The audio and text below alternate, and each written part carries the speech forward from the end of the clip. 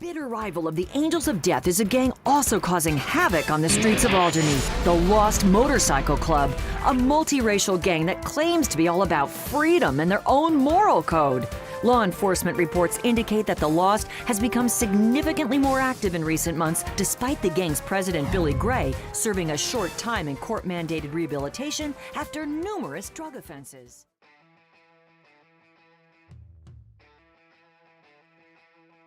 The Lost Motorcycle Club, once a feared gang throughout the streets of Liberty City led by two intimidating characters, now a former shell of themselves.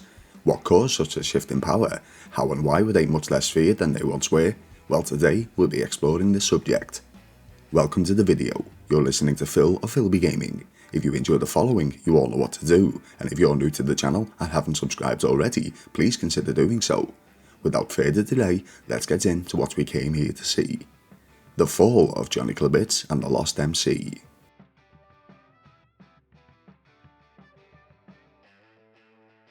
Before we delve into the members of the club, let's take a brief look at the history and formation of the Lost MC.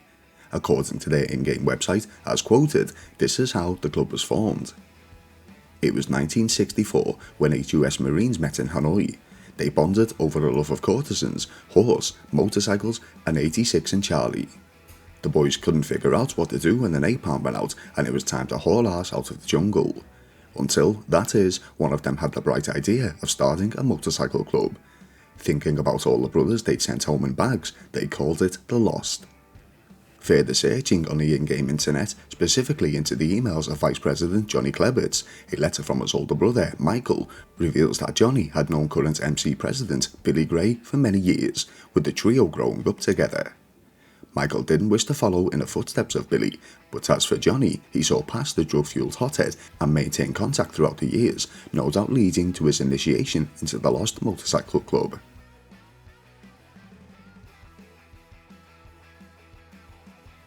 There's not a great deal of information on the club, aside from members who have perished over time, so let's take a look at the current figureheads in the faction. Billy Gray, chapter president, is currently incarcerated as of 2008, serving time for a drugs charge. His second-in-command and vice president, Johnny Klebitz, has assumed the interim role of president in Billy's absence. Jimmy Fitzgerald, treasurer, Brian Jeremy, club secretary, Terry Thorpe, sergeant-at-arms, Jason Michaels, enforcer, Clay Simmons, road captain, and finally Angus Martin, club mechanic. Each member plays a key role in the club, bringing their own unique talents and skills to the group. There are of course prospects and unnamed lackeys, but these 7 men are the top boys of the Lost MC.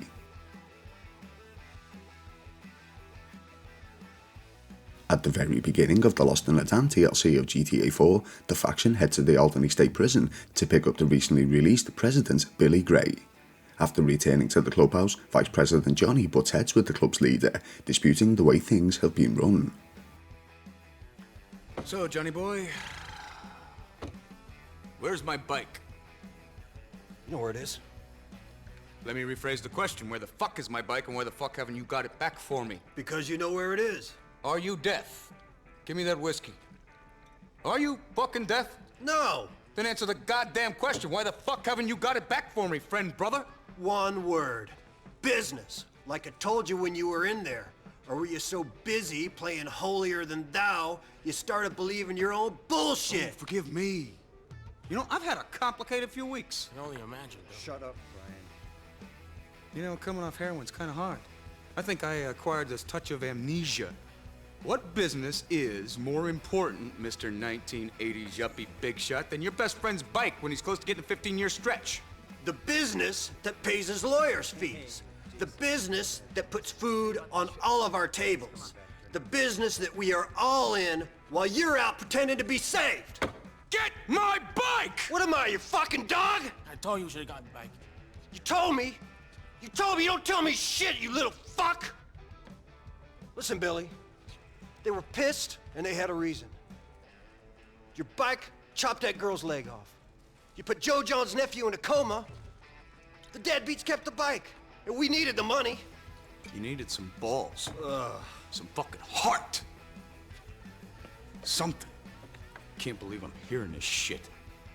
Against Johnny's better judgment, the gang rides out to collect Billy's bike. Upon arrival at the chop shop, they soon learn by way of violence that it's been stripped for parts. Billy is infuriated by this and orders the gang to attack the rivaling Angels of Death motorcycle club, who were involved in the stripping. Johnny knows this is a bad idea, as it would break the ongoing truce between the two factions, but Billy is adamant, and as club president, members of the Lost are sure to follow without question. The gang ride out to the Angel of Death's hideout in Northwood and launch an assault.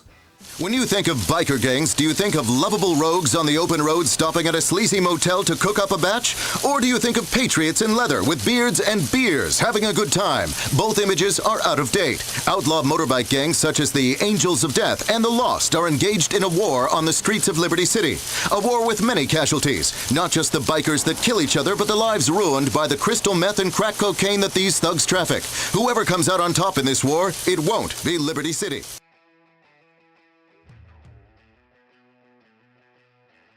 Warring motorcycle factions are highly present in Liberty City, with 3 separate groups in totals: the Lost, the Angels of Death, and the Uptown Riders. We can learn more information as to the ongoings and the feud during a Weasel News special broadcast brought to us by anchor Mike Whiteley. The motorcycle menace in Liberty City continues. Mike Whiteley reporting. That's right, Weasel has exclusive HD 3D surround sound coverage. Weasel News. As you can tell by this gratuitous graphic and urgent sound design, the biker menace is a real problem. Many claim that ethnic gangs are the major threat to safety in Liberty City right now, but lawmakers say the reality is it's lawless motorcycle gangs that are pushing society to the brink. Police report increased criminal activity by the 3 major bike gangs in the greater metropolitan area. The famous Angels of Death motorcycle club has claimed for years that they're just a social club for alternative lifestyles, but some chapters have recently been implicated in major drug dealing and transportation rings. But don't just take our word for it. Seen here in this surveillance footage is the most feared and notorious biker gang in America today. Despite their protests to the contrary, the Angels of Death are known by some for their extreme violence and right-wing values. They're obsessed with gang supremacy and will go to any lengths to maintain it. Lately, they've been working on their public image. However, police warn that's just a smokescreen to draw attention away from their acts of murder, narcotics distribution, and extortion. That's right, Mike. A bitter rival of the Angels of Death is a gang also causing havoc on the streets of Alderney. The Lost Motorcycle Club, a multiracial gang that claims to be all about freedom and their own moral code. Law enforcement reports indicate that the Lost has become significantly more active in recent months, despite the gang's president, Billy Gray, serving a short time in court-mandated rehabilitation after numerous drug offenses. Also present on the motorcycle gang scene in Liberty City are the Uptown Riders. Riding highly powered imported sports bikes, they prefer fast Japanese machinery and hip-hop to choppers and death metal. But their gang is just as deadly. They're believed to be involved in smuggling weapons, attacks on individuals, and extremely dangerous racing through heavy traffic. So far, the police don't have a sense of the scale of the problem, but have asked for more money from the economic stimulus package. What is known is that all of these drug-fueled motorcycle gangs are a serious threat to all of us. Mike Whiteley, Weasel News. As the Lost MC return to their clubhouse following the assault, Billy teases Johnny about his on-again, off-again, drug-addicted girlfriend, Ashley Butler. Tell me, do you still have Ashley's phone number? Why don't you give her a call for me? Tell her I'm inside getting all sorts of fucked up, and that I would really like we, meaning all of us, would love some whole. Following this, Johnny gives Ashley a call, only to find her strung out on crystal meth. Johnny, thought you'd never call. Yeah, we haven't seen one another in a long time. I just see you in my dreams, sugar. Come on, Ash, give it up. You seriously got time to dream in between your 3-day ice binges? What's up, Johnny? How you like having Billy back? I like it fine. Look, I gotta go. Take care of yourself.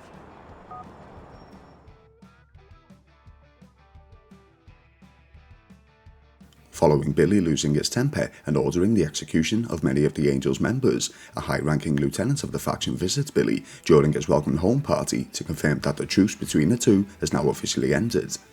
Billy kills the man and orders the Lost MC to chase down the fleeing foes.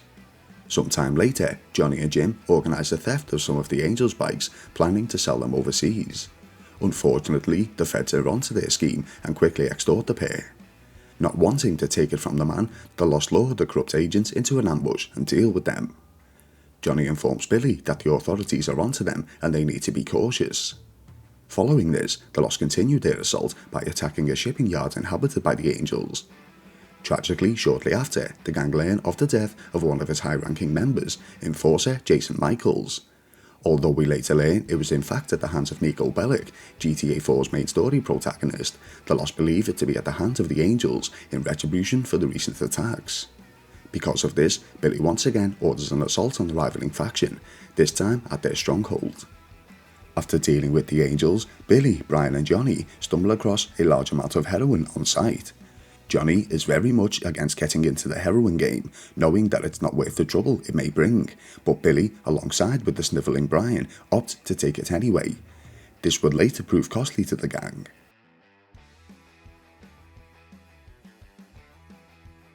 Upon visiting the clubhouse, Johnny is introduced to Ray Bacino, a high-ranking member of the Liberty City Mafia, and learns that he's selling weapons to the club. Wanting to sell the heroin as quickly as possible due to the feds watching their moves, Johnny teams up with Niko Bellic, Playboy and Elizabeth, a high-ranking drug smuggler from Puerto Rico, and plans to get rid of the drug. Unfortunately, the buyers are undercover LCPD officers and the trio are forced to escape. Johnny warns Billy that it's more than just the feds who are tailing them, it's the entire Liberty City Police Department. He also reminds Billy that he should have stayed away from the heroin, with Billy still disagreeing, causing friction between the two. The FIB try to make Johnny turn on the club, to which Johnny of course declines. The club is all he has, it's where his brothers are, and he'll never turn.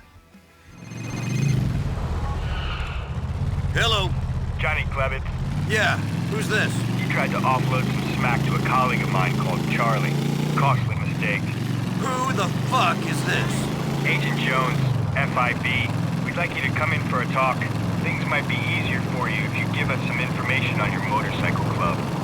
Fuck you, Fed. This conversation's over. If you got any evidence on me, get a warrant. Johnny later makes contact with Congressman Thomas Stubbs, who claims he can keep the authorities off the Lost MC's back as long as Johnny puts in some work for him. Johnny knows his options are limited and accepts the unwritten contract, firstly by killing an uncle of Stubbs, then later liberating a prison transport bus of its occupants. A prison transport bus due to be taken to the Alderney State Correctional Facility has been hijacked. Several convicts were taken with the bus and are now believed to be at large. Here's Mike the Whitey on the scene. That's right, I'm Mike Whiteley. Police officers here in Leftwood have no explanation for this disaster. Really. I asked them and they said, we have no explanation. So I said, I gotta do a news story, so give me something, you moron. Now, along with several high-profile white-collar criminals now on the loose is the notorious Dine and Dash Killer. So-called Double D had recently been moved to a secure unit after the evisceration and consumption of a guard. If the bus is not found soon, who knows who will be next on his menu? Not me. This is Mike Whiteley eating al fresco in Alderney. Ashley's addictions are becoming worse and it's landing her in trouble with some undesirables. She calls Johnny seeking help, to which Johnny obliges. After saving his former love interest, Ashley asks Johnny to run away with her, stating it could just be the two of them. Johnny declines, informing Ashley that it would be a drug habit too.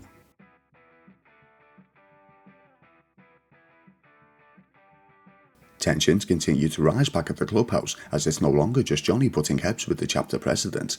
Treasurer Jimmy Fitzgerald is also calling out Billy, stating that he's making rash decisions that put the club in jeopardy as he's high on narcotics most of the time. During the conversation, the gang learn that the heroin they've been unable to ship off is actually property of a much-feared triad gang. With intentions of making a deal with the triads, Billy opts to send in Jim and Johnny, as himself and Brian stay behind to provide cover. Johnny realises there's something suspicious about this. The triads are of course not going to purchase something they believe is rightfully theirs in the first place, and the large shootout entails, forcing Johnny and Jimmy to escape.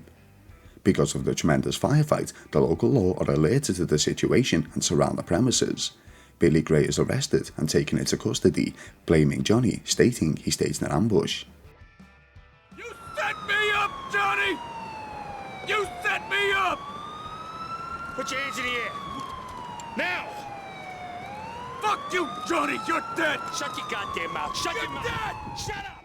As well as Billy, Brian also feels that Johnny had set them up. This stems from both the VP and president constantly clashing when it came to making decisions for the club, putting forward that Johnny wanted Billy out of the picture.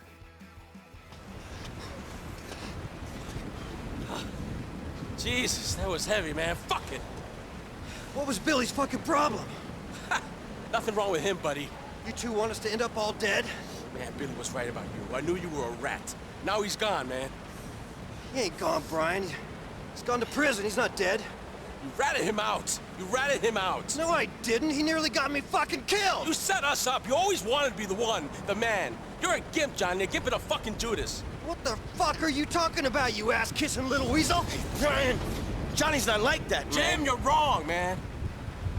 I know you're a good guy, but this Jew prick, he fucked us over, man. He set us up and he called the cops. And you know why? Because they're putting heat on him.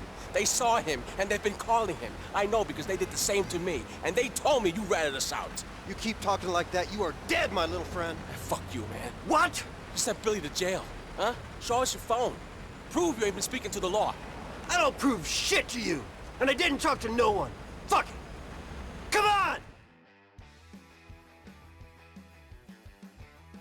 Johnny later learns that Brian has put forward a truce between himself and the newly appointed chapter president, but Johnny knows Brian a little better than Brian realises. After meeting, Brian makes it clear that he has zero interest in working together anymore, and forces the top-ranking members of the Lost MC into an ambush.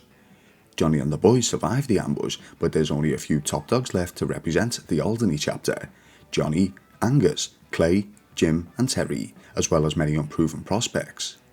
Brian and his newly acquired lapdogs are now considered enemies of the Lost MC. Ray Bacino, who's been supplying the gang with weaponry, speaks to Johnny and the boys, telling him that he's been in contact with Brian. Brian has been trying to convince Ray to stop selling weapons to the Lost in an attempt to gain favour in the ongoing rivalry. Ray states that he doesn't really care about the faction split, but what he does care about is business, and this rivalry is affecting it. We also learn that Ray is friends, for lack of a better term, with Ashley. He asks Johnny to end the feud one way or another. Johnny takes a couple of the Lost members to Brian's hideout and deals with him.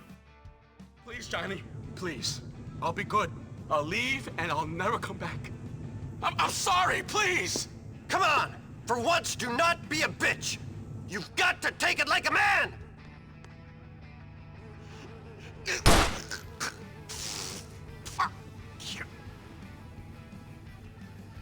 Fuck you, Brian!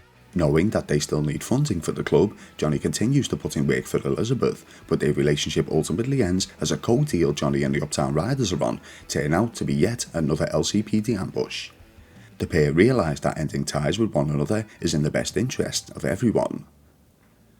Soon after, Ashley gives Johnny a call stating that she's once again in trouble, this time to Russian mobsters. Johnny of course comes to her aid and soon learns that she's indebted to the wrong kind of people. In order to have her spared, Johnny must kidnap the cousin of his friend Nico, Roman Bellic, although Johnny hasn't made the connection. After grabbing the gambling addict and delivering him to the undesirables, Ashley's debts are cleared, for now.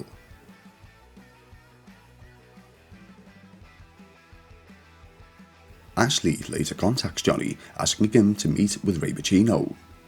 Upon meeting Ray, Johnny is tasked with ambushing a deal containing diamonds. After collecting the goods, Johnny delivers them to the drop-off points.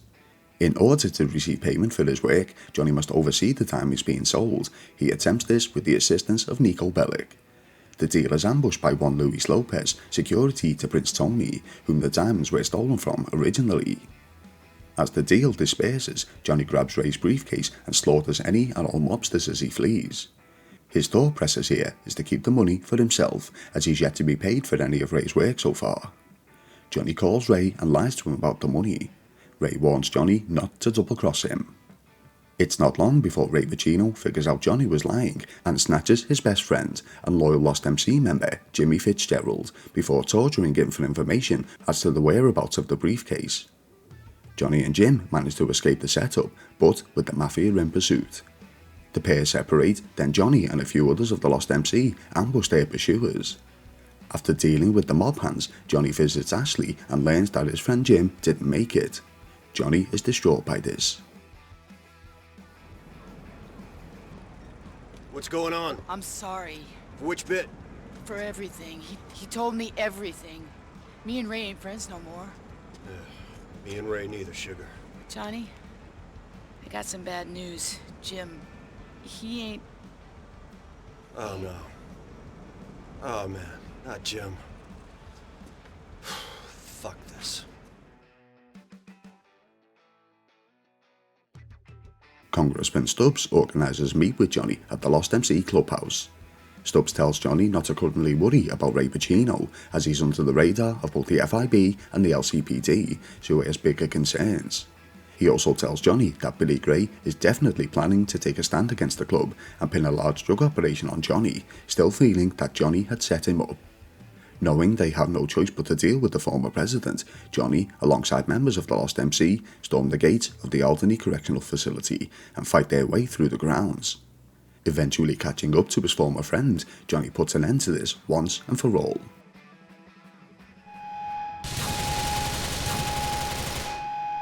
Checkmate, dude. Come on, get it over with. Do it! I'm doing it! Yeah. What? You waiting for a speech or something? Come on!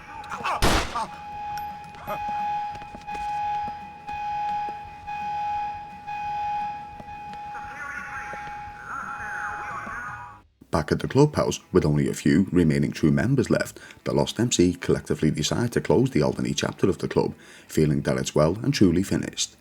Burning the clubhouse to the ground, this one strong outfit bid their final farewells. Johnny. Hey. Hey.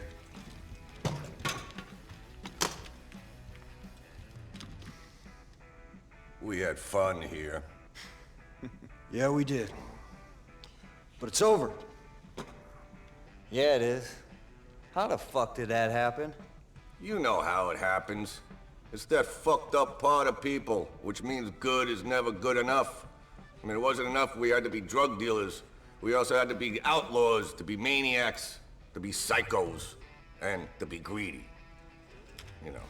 Well, that combination of greed and fucked up stupidity, that works well.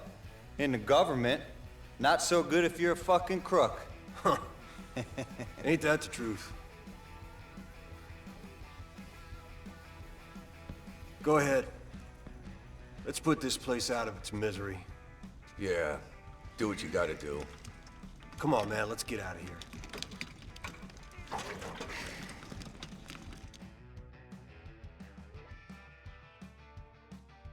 Between the years of 2008 and 2013, the likes of Clay, Terry, Associate Ashley, and of course Johnny Klebitz himself have relocated to San Andreas, more specifically a large trailer park nicknamed Stab City.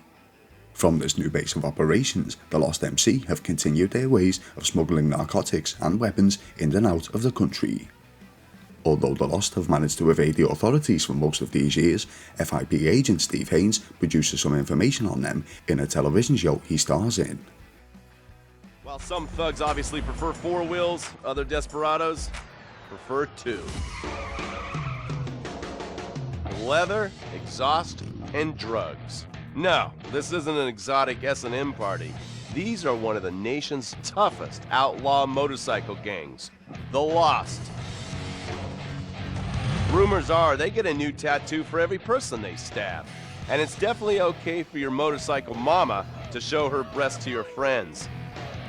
The FIB has been tracking the Lost for years. We've jumped from coast to coast and have spent more time in the Midwest than a tornado spotter. When they're not running meth, they're smoking it. Unfortunately, Johnny gave in to temptation with Ashley and began using himself. By the time we meet Johnny in 2013, he's half the man he was during his time leading the faction in Liberty City. Learning that Ashley has been spending time with local drug dealer Trevor Phillips in exchange for narcotics, Johnny flips out and confronts Trevor. This would be the final moment of Johnny Klebitz. Trevor, baby, you wanna smoke up now? Don't do it, Johnny! Don't do it! Trevor! You been with my girl again? I'm speaking with you, asshole! Don't do it, Johnny! I told him, Trevor, I told him! We all get high! We all get high! But that don't make it right! Johnny! Leave it! The crystal has got us, babe, but that don't make it right. Don't make nothing right! Not what you done with me. I'm telling Johnny, leave it! I ain't leaving nothing! Trevor! I'm talking to you, motherfucker! Are you? What are you saying? Fucking my girl, man, it's wrong. Well, I gotta fuck someone. You want me to fuck you instead? Is that the problem here? Take off your pants, cowboy, all right? Let's fuck. You think this is funny? Get them off! I told him to leave it, Trevor. I told him. Leave it. Leave it. Shut up, Ron. I'm about to fuck me a meth head, ain't I, cowboy? Get my boy sucked from his toothless gums, huh? Fuck you, Trevor. Oh. I still love her. All right, cowboy. Hey, I know. Hey, come on. Shh. I don't mean nothing by it, man. I know. I'm messed up. I know, cowboy. It's okay, man. Give me a hug, yeah.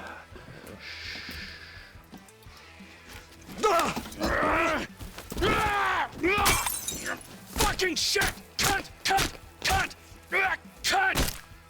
Who the fuck are you speaking to? Who? I'm talking to you, huh? You fuck! Johnny! Huh? Next time, don't get in my fucking face! I just saw a fucking ghost and I gotta hear your crap! Get up! Get up! Fuck you then! Johnny! Wait!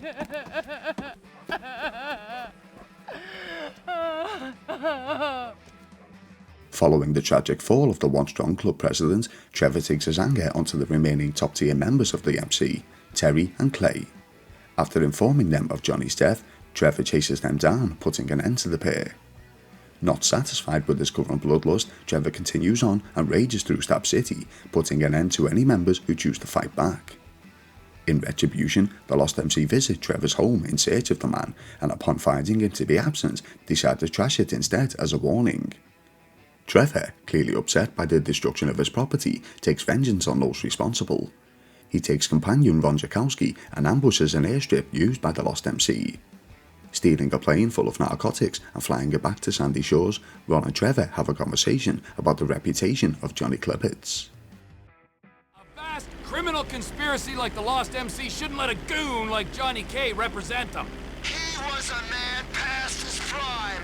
I heard he used to be serious. Few hard stamps to the head knocked the seriousness right out of him. Sure did. But before that, I mean, back in Alderney. Man was weak for Crystal, weak for Ashley, man was weak. Shouldn't have spoken to me like that. He shouldn't have. He was a fool, and you corrected him. He'll not do that again. Right before Trevor heads to Los Santos, he has one final gift for the Lost MC. A new chapter has taken residence in Stab City, with many of their members putting the blame on Johnny for the downfall of the original Alderney chapter, and not before long, Trevor obliterates the entire trailer park and anyone who dares stand in his way, closing the chapter of the Alderney-based Lost MC, once and for all.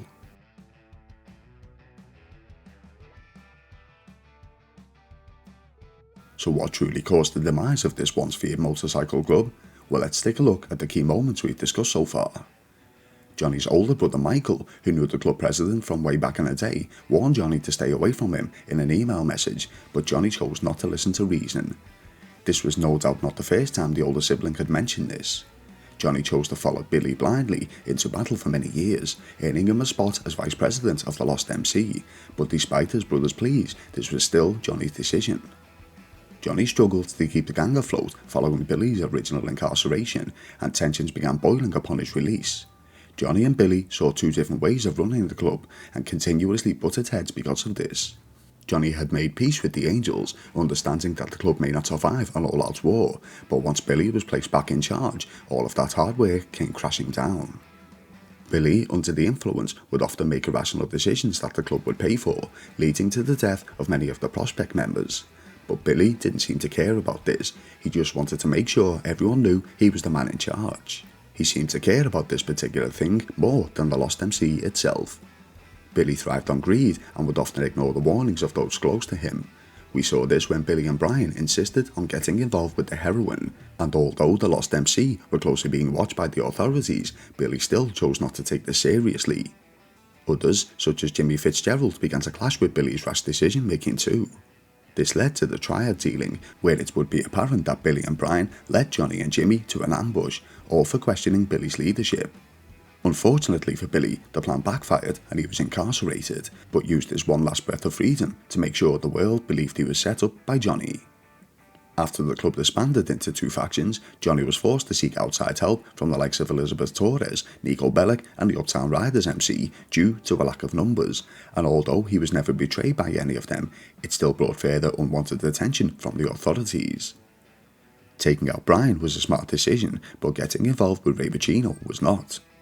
Ray used Johnny and the boys for his own personal gain, which upon realising, Johnny felt that he should steal funding from Ray. This again was not a smart decision. The Lost MC were now not only at war with the Angels and under close observation from the FIB and LCPD, but now had made an enemy with a large mafia crime family. Their current numbers weren't strong enough to be fighting on all these fronts. Luckily, Johnny had made at least one smart decision, associating himself with Congressman Stubbs. After Johnny had been helping him, Stubbs kept good on his word and gave up information on Billy's plans, but after dealing with Billy, burning down the clubhouse and saying their farewells, the Alderney chapter should have disbanded. Instead, they moved to the Alamo Sea and continued to do the same work that had gotten them into bother in the first place. Johnny's biggest downfall, of course, was Ashley. Johnny made the exact same mistakes with Ashley as he did with Billy, staying loyal to a drug-fueled idiot, full well knowing it was never going to end well. Whether it be through the pressure of presidency, or Johnny simply succumbing to Ashley's way of life, believing it would be easier, having narcotics take control of him and inserting himself into that world certainly led to the demise of not only himself, but the remainder of his chapter.